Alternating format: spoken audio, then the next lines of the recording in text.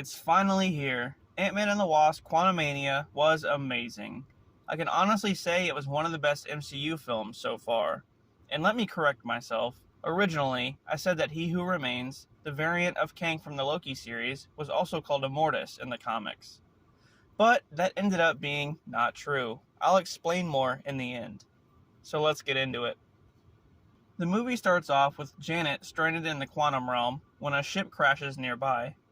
As she's getting attacked by creatures, someone saves her, who ends up being Kang, now trapped there as well due to the crash.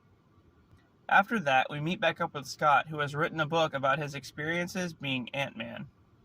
Hope has been busy as well, using the Pym particle to solve world hunger, among many other things. We're introduced to an older Cassie, who has built a tracking device sending a signal into the quantum realm. But when Janet hears about this, she panics and tells Cassie to shut it off. Suddenly, it pulls everyone into the quantum realm.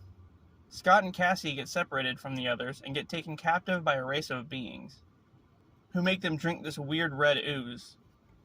Meanwhile, Janet is still freaking out, saying that someone is coming for them, but she never mentions Kang by name. They stumble upon a group that knows Janet from her time in the realm, and they help her locate someone who can keep them safe, which ends up being Krylar, an old freedom fighter turned lord who is in charge of a small city, and an old fling to Janet. However, ultimately he turns on them and hands them over to Kang's henchmen, and they barely escape being ambushed. As that's going on, the group that kidnapped Scott and Cassie turn out to be freedom fighters as well, who are against Kang. And now, Scott and Cassie can understand them because they drank that red ooze.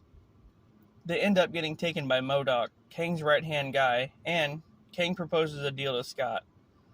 He'll spare Cassie's life in order for Scott to retrieve the core to Kang's ship, so that he can escape the realm. Janet finally reveals what happened after she initially met Kang. They worked together fixing his broken ship until she realized that he was going to destroy multiple timelines once he got out.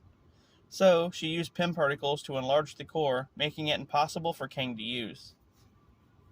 As that's going on, MODOK reveals himself to be Darren Cross, who was Yellow Jacket in the first movie.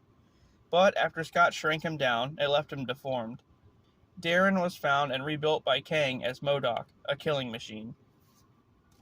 So then, Scott shrinks down the core with Hope's help, and Kang takes it from them. Now realizing that Kang must never leave the realm, Scott and the others, along with the freedom fighters, launch an all-out assault on Kang's fortress. As Scott turns into Giant Man and storms the compound, Cassie fights MODOK, eventually talking him into helping against Kang. Scott manages to stall Kang from leaving in his ship, and then the final battle ensues. Kang kills a good portion of the freedom fighters, and then he's swarmed by armored ants thanks to Hank. Kang almost holds them off, but then MODOK sacrifices himself to prevent it, allowing the ants to carry Kang away. After this, as MODOK's dying, he reconciles with the group and dies a hero. Well, kind of. A portal gets opened up back to the real world, and most of the group gets through, except for Scott, who is stopped by Kang. They beat the shit out of each other, and then Hope comes back to help. They knock Kang into a machine that powered his ship, causing it to explode and teleport Kang somewhere else. Then, Scott and Hope go home. A while later, the group is celebrating all of Cassie's birthdays that Scott had missed while he was blipped, and everything seems back to normal. The end. Oh, I'm just kidding. It's never that easy. Then we get a mid-credit scene, where we see another Kang variant, who may be Iron Lad, but I'm not sure, talking with Rama Tut and Immortus.